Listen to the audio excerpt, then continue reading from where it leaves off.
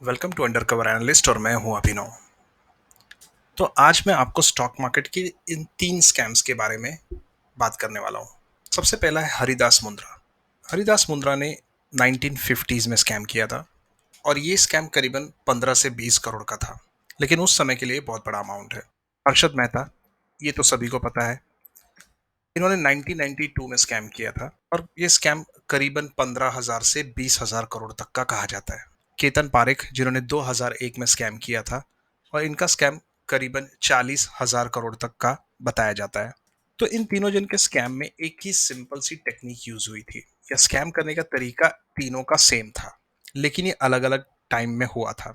एक 1950 में, एक 1992 में और 2001 में। तो अगर सेम चीज 50 साल बाद हो सकती है, तो वो आज भी हो रही होगी, ऐसा क्यों नहीं हो सकता? हर्षद मेहता के स्कैम को एक रिसेंटली एक टीवी सीरीज ने कवर करने की कोशिश की थी, जिसका नाम था 1992 स्कैम। लेकिन प्रॉब्लम यह है कि जब भी ये कोई स्कैम के बारे में बताते हैं तो इनको उसमें ड्रामेटाइजेशन दिखाना होता है और उनमें मसाला मिक्स करना होता है। बिकॉज अगर उसको 10 एपिसोड में बताना हो तो उनको मसाला उसमें मिक्स करना जरूरी हो जाता है। क्योंकि अगर वो रियल में अगर उस स्कैम की तह तक जाके उसको बहुत शॉर्ट में समझाएंगे तो वो 10 मिनट में हो जाएगा, लेकिन वैसा नहीं कर सकते वो। प्रॉब्लम ये होता है कि हम ये एपिसोड्स को एंजॉय करते हैं, लेकिन हम एक्चुअल में स्कैम हुआ कैसे है इस बात को नहीं समझ पाते। और ये स्कैम्स आज भी हो रहे हैं।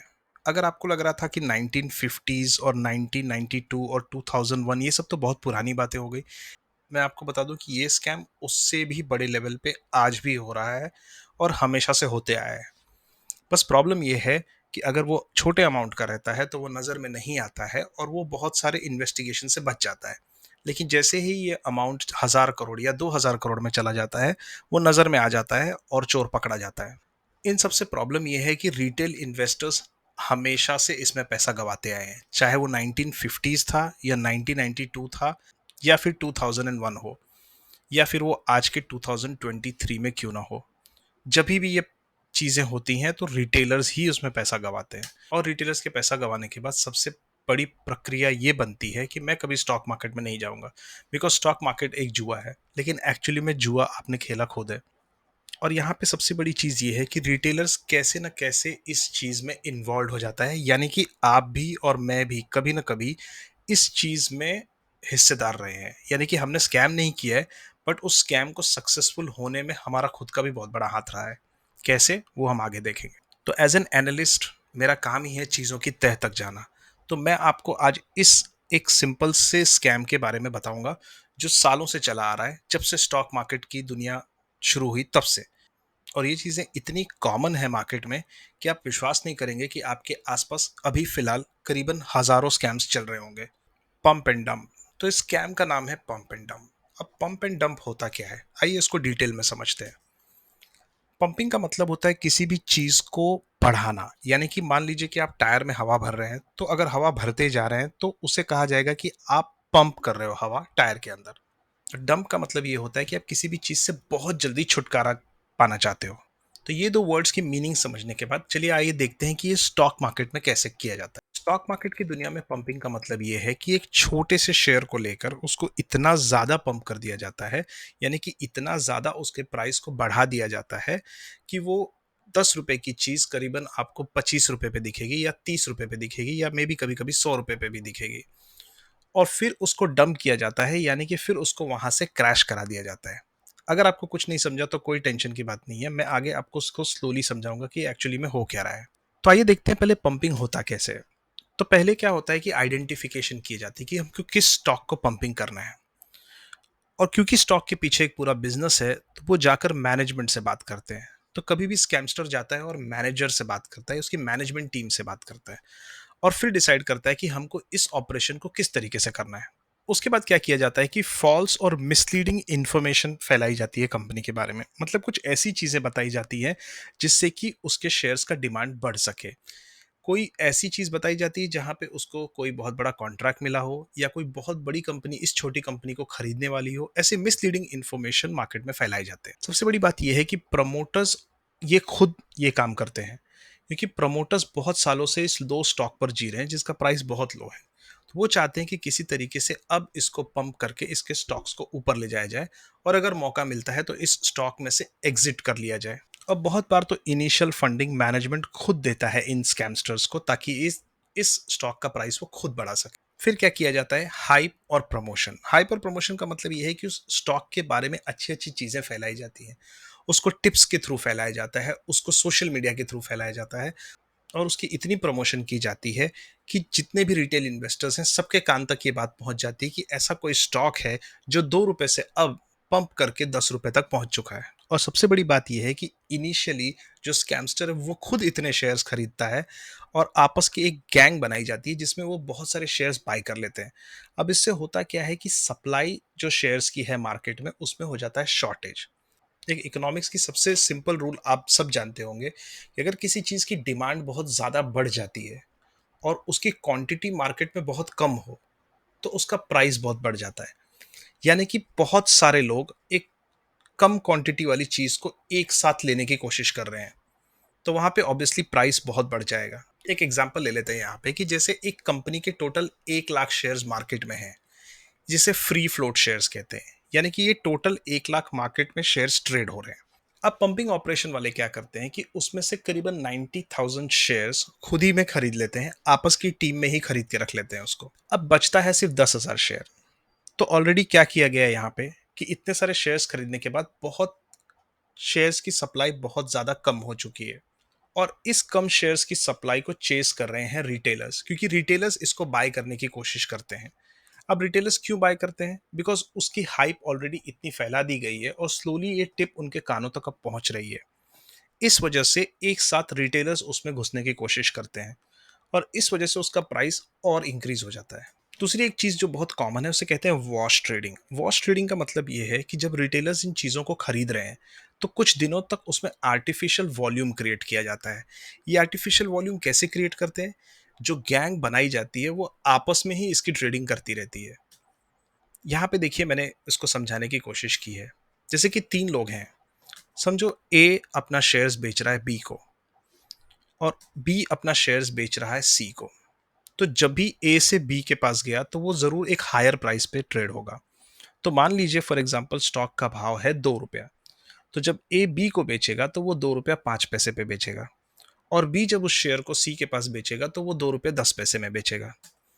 यहाँ पे क्या होता है, सी फिर से वो शेयर ए को बेच देता है और अब उसका भाव हो गया 2 रुपया 15 पैसा। तो आपने ये चीज़ देखी कि यहाँ पे क्वांटिटी सेम है, यहाँ पे कोई बराबर ट्रेडिंग नहीं हुई है। इन्होंने आपस में ट्रेडिंग करके उस शेयर के भाव को 2 रुपए से 2 रुपया 15 पैसे तक पहुंचा दिया और इसी तरीके से कंटिन्यूस बेसिस पे ये बाइंग सेलिंग होती रहती है। यहाँ तो मैंने एक बहुत छोटा सा एग्जांपल दिया है, ए बी सी यानी कि सिर्फ 3 लोग हैं, बट इसके अंदर ऑटोमेटिकली 100 या 200 लोग भी इन्वॉल्व हो जाते हैं और ये इतनी सफाई से और इतने कॉम्प्लेक्स तरीके से किया जाता है कि अगर कोई भी इसको बैक ट्रेस करने की कोशिश करे या पता लगाने की कोशिश करे कि ये कैसे हुआ था तो वो जल्दी से नहीं कर पाएगा। अब ये तो हो गया पंपिंग। पंपिंग में कुछ भी हो सकता है। पंपिंग में 2 रुपए का स्टॉक 15 रुपया जा सकता है, 2 रुपए का स्टॉक को 100 रुपए भी लेके जाया जा सकता है। अब डंपिंग क्या होता है कि रिटेलर्स अब तैयार हो गए हैं शेयर्स को बाय करने के लिए, क्योंकि इतनी हाइप हो चुकी है। कुछ रिटेलर्स ने पहले ही खरीद लिया है, लेकिन कुछ रिटेलर्स अब आए हैं जिन्होंने जाके चार्ट्स देखी है और ये पता किया है कि रिसेंटली कौन सा स्टॉक सबसे ज्यादा भागा है और उनको ये स्टॉक्स उनके लिस्ट में आए हैं। तो उन्होंने बिना कोई फाइनेंशियल्स देखे, बिना कुछ मैनेजमेंट के ऊपर रिसर्च किए अब ये स्टॉक को बाय करना शुरू कर लिया है। अब हुआ क्या है, 2 रुपए का स्टॉक इतना पंप हुआ है कि वो अभी 15 रुपए पे दिख रहा है और अब रिटेलर्स आएंगे और उसकी प्रीवियस चार्ट को देखेंगे और देखेंगे कि एक ह्यूज मूव हुआ है मार्केट के अंदर, आई मीन इस शेयर के अंदर। और ये रीजन है कि वो अब 15 रुपए पे खरीदने की कोशिश करेंगे। रिटेलर्स को पता नहीं क्या, लेकिन छोटे प्राइस वाले शेयर से बहुत प्यार होता है। उन्हें ये लगता है कि अगर मैं कोई चीज़ बहुत ही सस्ता खरीद रहा हूँ, यानी कि 2 रुपए या 5 रुपए या 15 रुपए, और फिर मैं उसको 2,000 रुपए या 3,000 रुपए में बेच दूंगा। लेकिन मैं आपको बता दूं कि ऐसा सिर्फ कंपनीज में होता है जो रियल में बिजनेस करते हैं और ये यहाँ पे कंपनी कोई बिजनेस नहीं कर रही है, पूरा फ्रॉड चल रहा है। अब सबसे बड़ी बात यह है कि ये जो स्कैमस्टर्स हैं अब 15 रुपए पे अपना माल बेचना शुरू कर चुके हैं, जिसको मार्केट में कहते हैं माल बेचना। इसका मतलब ये है कि अपना शेयर्स बेचना शुरू कर चुके हैं। अब जैसे जैसे ये शेयर्स को बेचते जाएंगे उसका सप्लाई इंक्रीज होता जाएगा। तो अब आप इकोनॉमिक्स का एक और सिंपल सा चीज़ आपको यहाँ पे समझना होगा कि अगर किसी चीज़ की सप्लाई बहुत ज़्यादा है और खरीदने वाले लोग बहुत कम हैं, तो आप ये समझ लीजिए कि उस शेयर का भाव गिरना शुरू हो जाएगा। तो क्या हुआ, 2 रुपए की चीज़ को 15 रुपए ले जाया गया, जिसको पंपिंग कहा जाता है। पंप करके उसको ऊपर ले जाया गया और फिर पंप करने के बाद उसको डंपिंग किया गया, यानी कि डंप कर दिया गया, यानी कि सेल कर दिया गया। और ये स्कैमस्टर्स ने इसको सेल करने के बाद आज भाव वापस करीबन 2 रुपए या 3 रुपए पर पहुंचा दिया। तो ये पूरा प्रोसेस कंप्लीट हुआ। आइए समझते हैं कि ये कैसे हुआ। तो पंपिंग में ऐसा हुआ कि जब आपने शेयर्स को भगाते गए ऊपर, जो हमने पहले देखा, और 2 रुपए के शेयर हो गया 15 रुपये या 25 रुपये या 30 रुपये, और फिर उसको काफ़ी स्पीड में डंप कर दिया गया। यहाँ पे हुआ क्या, यहाँ पे रिटेलर्स ने पैसा गंवाया। क्या स्कैमस्टर ने पैसा गंवाया, क्या मैनेजमेंट ने पैसा गंवाया? जी नहीं, क्योंकि उन्होंने 2 रुपए की चीज़ 15 रुपए में बेची है, और जो नॉर्मल इन्वेस्टर्स है उन्होंने 15 रुपए की चीज़ फाइनली आके 2 या 3 रुपए में बेची है। रेड अलर्ट्स हैं इन चीज़ों के, जो मैं आपके सामने रखना चाहता हूँ। रेड अलर्ट्स का मतलब ये है कि कुछ ऐसी चीज़ें जिसको देख के आप समझ सकते हो कि मे बी ये पंप एंड डंप स्कीम का एक पार्ट है, या फिर ये stock pump and dump scheme को चला रहा है। कैसे? सबसे पहली बात, अगर आपको ऐसा कुछ भी शक होता है तो आप जाके उसके फाइनेंशियल्स को देखिए। 110% उसके फाइनेंशियल्स एकदम ही खराब होंगे। दूसरी चीज़ ये है कि आप उसके पिछले 15 दिन या 20 दिन या करीबन 2 महीने जाएंगे तो आपको ये पता चलेगा कि इसकी वॉल्यूम सडनली बढ़ गई है। बिकॉज ये वॉल्यूम आपस में ट्रेड करके बढ़ाई जाती है, और छोटे स्टॉक में एक हद के बाद कोई वॉल्यूम होता नहीं है, इसीलिए कोई आता नहीं है। तो ये लोग जानबूझकर उस वॉल्यूम को पंप करते हैं, यानी कि वॉल्यूम को जानबूझकर बढ़ाते हैं, ताकि वो देखकर कुछ रिटेल इन्वेस्टर्स आ सके। मैनेजमेंट, ये सबसे एक इम्पॉर्टेंट चीज़ है जिस पे कोई ध्यान नहीं देता, कि आखिर इस कंपनी को चला कौन रहा है। क्या वो इस इंडस्ट्री के जाने माने लोग हैं, या फिर वो भरोसे वाले लोग हैं? ये जानना बहुत ज़रूरी होता है। और सबसे बड़ी बात ये है कि रिटेलर्स की सबसे बड़ी जो प्रॉब्लम है, जो मैंने और भी मेरे वीडियोस में ये हाईलाइट किया है, कि उनको न्यूज़ और वाटर कूलर डिस्कशन पे बहुत भरोसा होता है। वाटर कूलर डिस्कशन यानी कि आपस में जब आप अपने ऑफिस में सुनते हो, या फिर अपने बड़े भाई से सुनते हो, या अपने मॉम डैड से सुनते हो कोई स्टॉक की टिप, तो वो आपके दिमाग में घर कर जाता है और आपको लगता है क्योंकि ये सब लोग खरीद रहे हैं तो इसके लिए मैं इसको खरीद लेता हूँ और ये चीज़ मुझे नेक्स्ट करोड़पति बना देगी। पंप एंड डंप का एक सबसे एक्सट्रीम एग्जाम्पल हर्षद मेहता ने सेट किया है। उन्होंने एक शेयर है एसीसी, जो आज भी ट्रेड हो रही है, उसको 100 रुपए से लेकर 9,000 रुपए तक पंप किया, और ये सिर्फ 4 महीने के अंदर। अब आप ऐसा सोच लीजिए कि ये कंपनी आखिर सीमेंट बनाती थी, तो ऐसा क्या कर रही थी कि 100 रुपए से 9,000 रुपए चले जाए सिर्फ 4 महीने में। तो ये सबसे क्लासिक एग्जाम्पल हर्षद मेहता ने सेट किया था पंपिंग का। लेकिन दुख की बात यह है कि 9,000 पर लोग आकर फिर भी खरीद रहे हैं। केतन पारेख की बात करें तो केतन पारेख ने बहुत ही स्मार्ट गेम खेला था। ये पंपिंग के लिए बहुत सारे पैसे की जरूरत होती है, तो इन्होंने एक एक फाइनेंस की एक सबसे बड़ी चीज का यूज किया, वो था लोन अगेंस्ट शेयर्स। अब लोन अगेंस्ट शेयर्स क्या होता है? तो ऐसा मान लीजिए कि आपके पास 1 लाख क्वांटिटी है, यानी कि आपके पास 1 लाख शेयर्स हैं जिसका भाव चल रहा है 100 रुपए। तो आपके पास टोटल वर्थ यानी कि टोटल शेयर्स कितने के हुए? 1 करोड़ के। अब आप क्या करते हो, ये 1 करोड़ रुपया ले जाते हो बैंक में, या ऐसे ही कोई एनबीएफसी या ऐसा कोई इंस्टीट्यूशन जो लोन अगेंस्ट शेयर दे सके, यानी कि लोन को रख के आपको पैसा दे सके। तो आप इस चीज का बेनिफिट उठाते हो और उस शेयर्स को कोलैटरल रख देते हो, यानी कि आप उसको गिरवी रख के 50 लाख रुपए उठा लेते हो। वो 50 लाख रुपए आप लाकर फिर से वही शेयर्स खरीदना शुरू कर देते हो। इससे क्या होगा, इतनी बाइंग की वजह से उस शेयर का भाव ऊपर जाते रहेगा। और मैं यहाँ सिर्फ लाखों की बात कर रहा हूँ, लेकिन ये लोग ने इसमें हजारों करोड़ में डील किया है। अब आप इस शेयर के प्राइस को 300 तक लेके चले जाते हो, और 300 के बाद आप वापस जो आपके बचे हुए शेयर्स हैं आप उनको फिर से लेके आते हो, और उसके ऊपर भी 50% फंडिंग उठा लेते हो। अब ऐसा हो जाता है कि इस कंपनी के शेयर्स आपके पास कुछ ज़्यादा नहीं बचे हैं, क्योंकि आपने सब कोलेट्रल कर दिया है। तो अब आप क्या करोगे, आप पकड़ोगे दूसरा शेयर। और केतन पारेख ने यही काम किया था। केतन पारेख ने 10 स्टॉक्स जमा किए थे, जिसको कहते हैं केटन स्टॉक्स। और एक की लिमिट खत्म होने के बाद वो दूसरे पे जाता था, दूसरे के बाद तीसरे, और इस तरीके से वो 10 के 10 स्टॉक में ये पंपिंग एंड डंपिंग का काम कर रहा था। ए से बी को बेचना, बी से सी को बेचना, और सी से फिर से ए को बेचना, ये एग्जाम्पल तो हमने पहले देखा।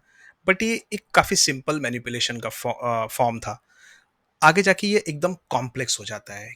किसको खरीद रहे हैं, किसको बेच रहे हैं, ये अगर सेबी पता करने की कोशिश करे, या जो मार्केट का रेगुलेटर इसको पता करने की कोशिश करे, वो नहीं कर पाता है कि एक्चुअली में ये शेयर किसने किससे खरीदा और किसको बेचा। ये यहाँ पे मेरे पास एक एग्जाम्पल है, एक पंप एंड डंप स्कीम का जो रिसेंटली हुआ है।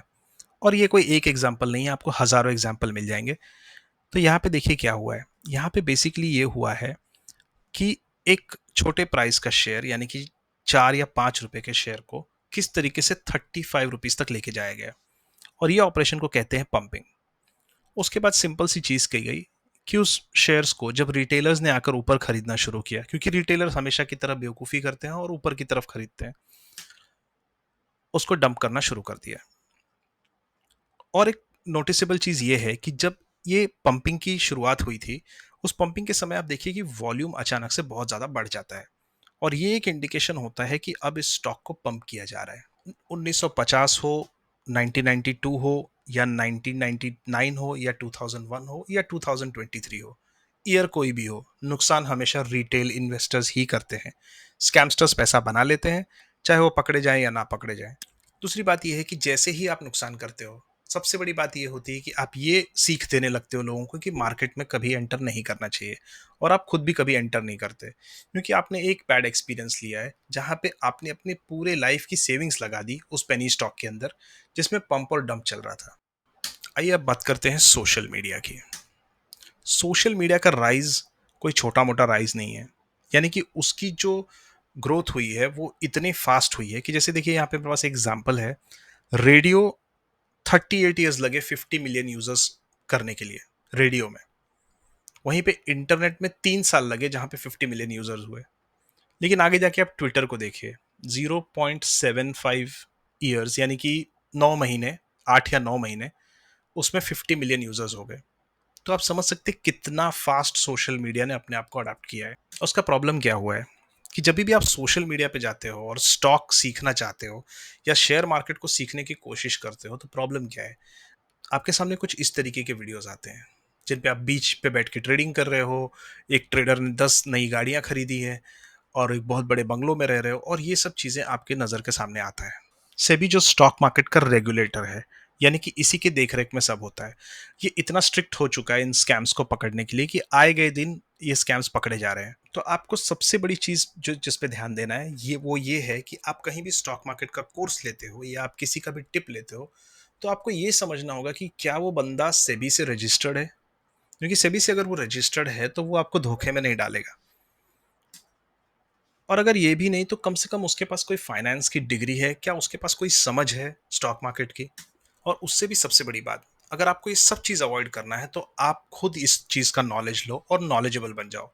क्योंकि जब आप डिसीजन आपको खुद को लेना है तो नॉलेज आपके पास होनी चाहिए। मेरे को नहीं लगता दुनिया में आपको कोई भी करोड़पति बनाना चाहता है, आप खुद ही बन सकते हो। यहाँ पे देखिए सेबी का एक क्रैकडाउन हुआ है टेलीग्राम साइट्स का, जिन्होंने पंप एंड डंप स्टॉक्स को पकड़ा है। और जो ऐसे लोगों को पकड़ा गया जहां पे पंप एंड डंप स्कीम चल रही थी। ये टेलीग्राम चैनल, अगर आपको पता होगा तो आजकल टेलीग्राम चैनल्स बहुत हिट हुए हैं, जो आपको सिर्फ एक छोटे सब्सक्रिप्शन फी पे, यानी कि 1,500 या 2,000 महीने पे आपको अनलिमिटेड टिप्स बांट रहे हैं। बट आपको लग रहा है कि मुझे बहुत सस्ते में टिप्स मिल रहे हैं, बट एक्चुअली में आप पंप एंड डंप के शिकार यहाँ पे बन रहे हो। अभी recently pump and dump scheme का यूट्यूब पर भी यूज किया गया, यानी मतलब ये जो दो टीमें बनती हैं। सबसे पहली टीम ये होती है जो स्टॉक्स को भगाने का काम करती है आपस में ट्रेडिंग करके। और दूसरी जो टीम बनती है वो फेक न्यूज़ फैलाने की बात करती है, यानी कि ऐसी ऐसी चीज़ें लेके आती है जिससे बहुत एडवर्टाइजमेंट हो उस कंपनी का, और वो फेक न्यूज़ के जरिए होता है। और यूट्यूब उसका ही एक पार्ट बन चुका है। मैं ऐसा नहीं कहूँगा कि यूट्यूब के सब चैनल वैसे हैं, बहुत ऐसे चैनल्स हैं जिसमें आपको बहुत अच्छी इन्फॉर्मेशन मिलती है। बट कुछ ऐसे चैनल्स हैं जिनको आपको हमेशा ये ध्यान रखना होगा कि कहीं ये पंप एंड डंप स्कीम तो नहीं चला रहे। अभी रिसेंटली आपने देखा कि अरशद वारसी और उनके वाइफ का नाम आया था इस पंप एंड डंप स्कीम पे। तो ये pump and dump scheme YouTube से चल रहा था। यूट्यूब पे उस स्टॉक के बारे में बहुत सारी अच्छी चीज़ें बताई गई, और उसके वजह से वहाँ पे बहुत सारे रिटेल इन्वेस्टर्स ने अपना पैसा गंवाया। तो यहाँ पे देखिए 150 पेनी स्टॉक्स, जिन्होंने 2000% दिया है सिर्फ 1 साल के अंदर, ऐसे एक गैंग को पकड़ा गया है। और सेबी ने ये बताया है कि इसमें बहुत सारे ब्रोकर्स इन्वॉल्व हैं। तो आप जिस ब्रोकर के पास ट्रेड करते हो उसको भी आपको देख के समझना है कि क्या ये ब्रोकर मुझे फंसा रहा है, या फिर वहां से आई हुई टिप्स क्या सही में रिलायबल है। तो सबसे बड़ा सवाल कि इस पंप एंड डंप स्टॉक्स को अवॉइड कैसे करें। सबसे बड़ी बात जो मैंने पहले बात किया कि इन कंपनीज की फाइनेंशियल्स बहुत ही पुअर होती है, ना के बराबर। ये कोई प्रॉफिट नहीं करते, कुछ नहीं करते, और मोस्ट ऑफ लोग बहुत सारे डेट में होते हैं। लेकिन ये सब पढ़ने के लिए आपको एक बेसिक चीज करनी होगी। आपको basics of balance sheet, profit and loss account, ये सब चीजें समझना होगा। क्योंकि अगर आपको इस चीज के तह तक जाना है तो आपको उसमें कुछ लेवल तक का इंटरेस्ट दिखाना होगा। शुरू में बहुत डिफिकल्ट होगा, लेकिन आप स्लोली एंड स्टडीली इस चीज को एंजॉय करना शुरू कर देंगे। सबसे बड़ी बात यह है कि इन कंपनीज का मैनेजमेंट का कोई पता नहीं होता। क्या ये मैनेजमेंट ऐसे हैं जिन पर रिलाई किया जा सकता है? क्या इस कंपनी को वो आगे ले जाने की कोशिश कर रहे हैं, या खुद पंप एंड डंप में इन्वॉल्व होकर अपने शेयर्स बेचने की कोशिश कर रहे हैं? कुछ ऐसी चीजें होती है जो कंपनी के फंडामेंटल्स को बताती है। जैसे छोटे रेशियोज होते हैं, उस रेशियोज को आपको सीखने होंगे। जैसे कि P ratio, profitability ratio. Profitability का मतलब ये होता है कि कंपनी कितनी प्रॉफिट कर रही है, और रियल में कितने साल से प्रॉफिट कर रही है या फिर लॉस कर रही है। ये चीजें जानना आपको बहुत जरूरी है। और सबसे बड़ी बात जो स्टॉक मार्केट के बेसिक इन्वेस्टर बिल्कुल नहीं जानते, वो ये है कि आपको बहुत सारा हार्डवर्क करना होगा। क्योंकि इन्वेस्टिंग भी एक बिजनेस है, और हर एक बिजनेस में जैसे आपको बहुत हार्डवर्क करना पड़ता है, इस बिजनेस में भी आपको बहुत हार्डवर्क करना है। तो आपका वो जो माइंडसेट है कि मैं बहुत छोटे पैसे से बहुत बड़ा पैसा बहुत ही छोटे टाइम में बना लूंगा, ये एक बहुत ही गलत भावना आपके अंदर है। अगर आप अभी से हार्डवर्क शुरू करते हैं और इस चीज को समझते हैं, balance sheet, profit and loss account और इन सब चीजों को समझने की कोशिश करते हैं, तो उससे होगा क्या? आप ऐसे बुल रन अपने लाइफ में देखोगे। बिकॉज इंडिया 1991 से अभी तक नॉन स्टॉप बुल रन में है, और बहुत सारा करोड़ों रुपया इसमें बनाया जा चुका है। अगर आप इस चीज़ों को सही से करते हो तो आपका भी वेल्थ का ग्राफ कुछ इस तरीके से जा सकता है। अगर आपको ये वीडियो पसंद आया हो तो इसको लाइक कर दीजिए, और इस चैनल को सब्सक्राइब कर दीजिए, क्योंकि इससे हमें मोटिवेशन मिलता है कि हम ऐसे वीडियोस आप तक लेके आ सकें।